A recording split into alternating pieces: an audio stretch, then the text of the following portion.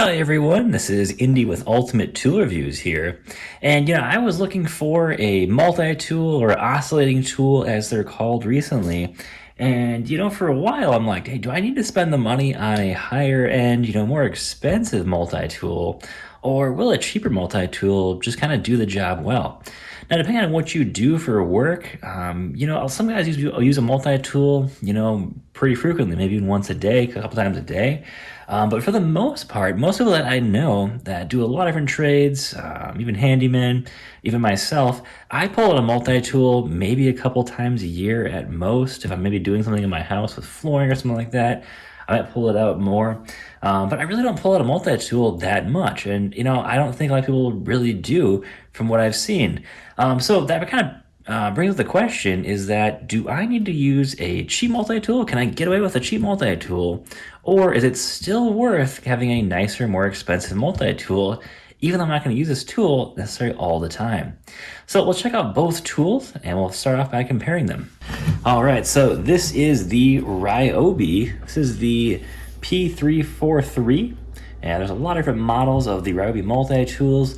There currently is one on sale right now at Home Depot for about 59 bucks or so. I paid about $27 for this one. Got it brand new in the box and pretty nice multi-tool. The reason why I chose these two multi-tools is because they pretty much have near identical features. They both have a speed 1 through 6. I've got a 4 amp hour battery, same as the Makita. And overall, it's got some interesting features to it that I think is pretty cool, even over the Makita. So it does have a lock. Basically, you can push this down. Let me see here. I push it down, and I can lock this on, which is pretty cool. Now, what's funny is I've got this in 0, and the light will actually still flash here on the end, letting you know, hey, it's still locked, even though it's on 0.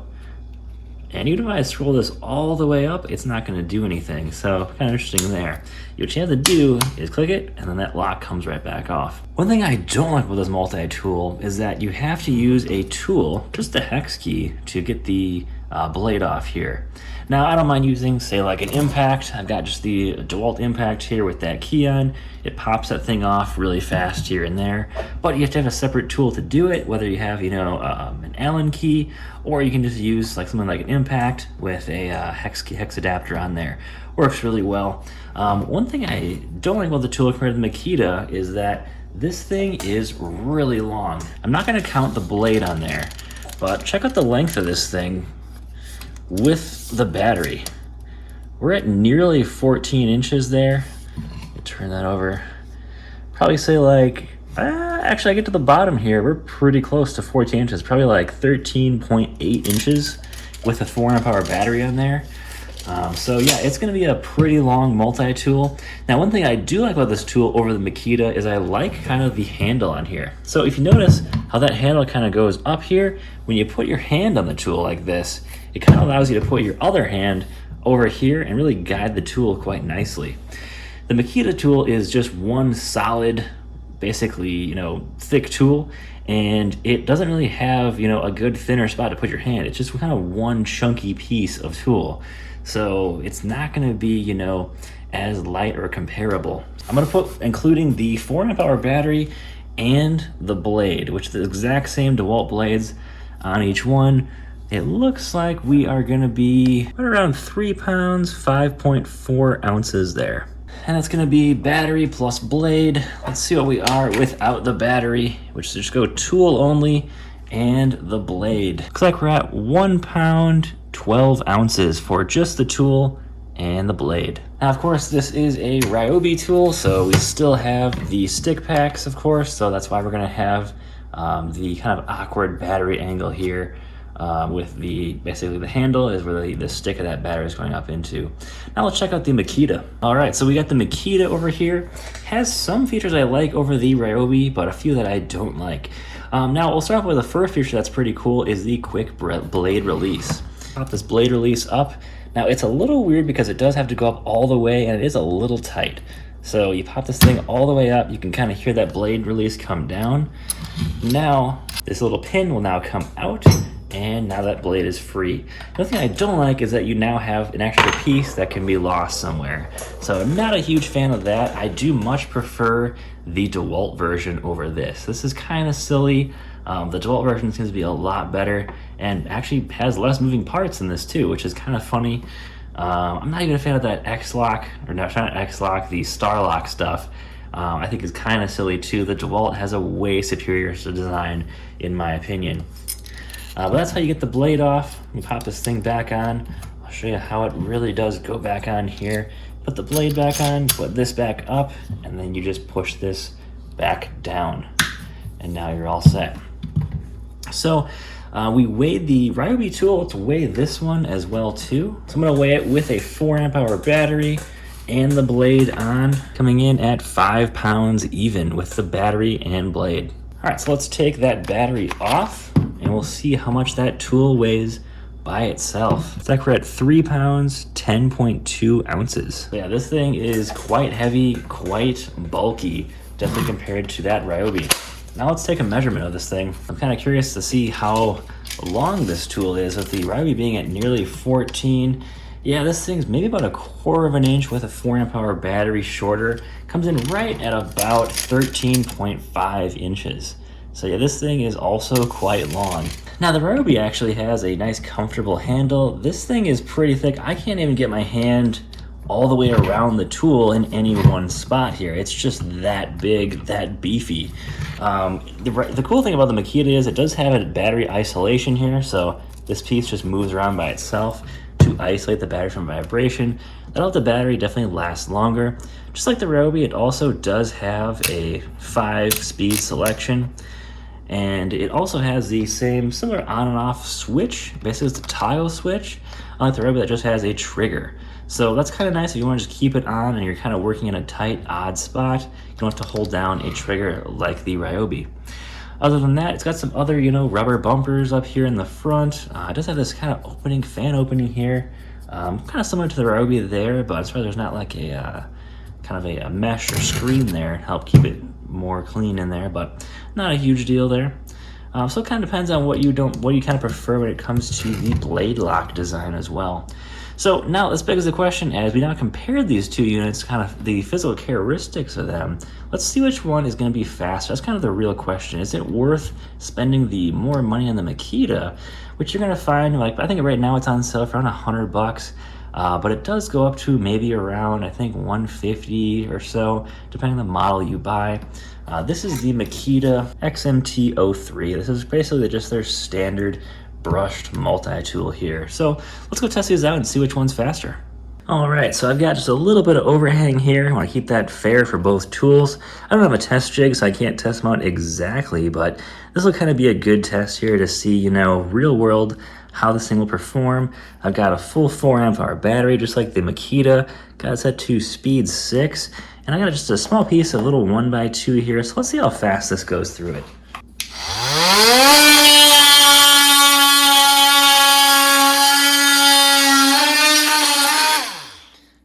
That was nice and quick.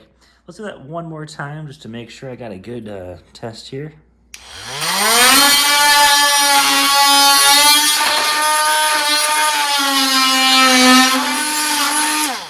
I'm gonna do that one more time for a third try here just so I can round that up.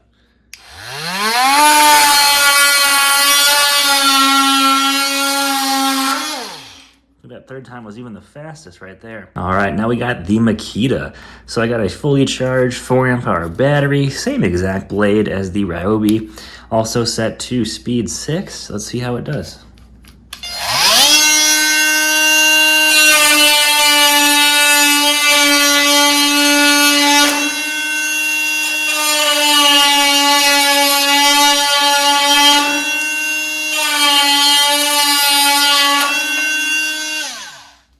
All right, now time to try something a little bit thicker. Let's try a 2x4 now. That 1x2 seemed pretty quick for both of these multi-tools. Still on 4 bars in the Ryobi. Let's do a few cuts here and see how it does.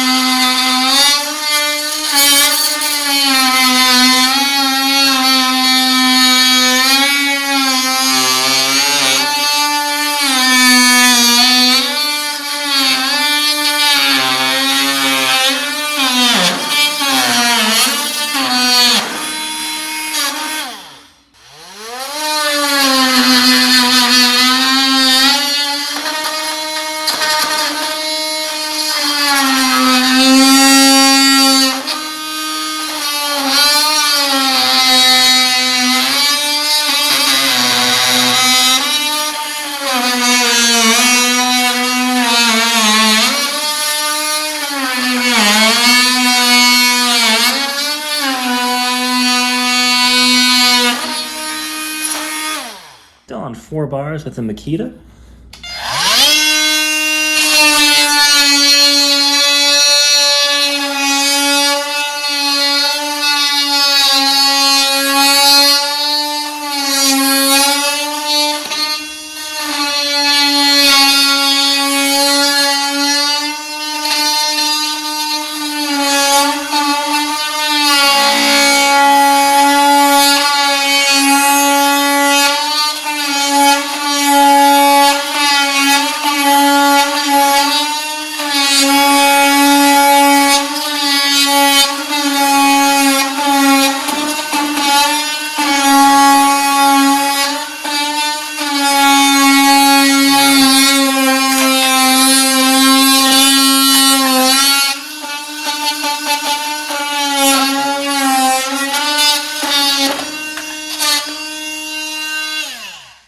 All right, let's try that Makita one more time. Still on 4 bars, still on speed 6. Let's try on this 2x4.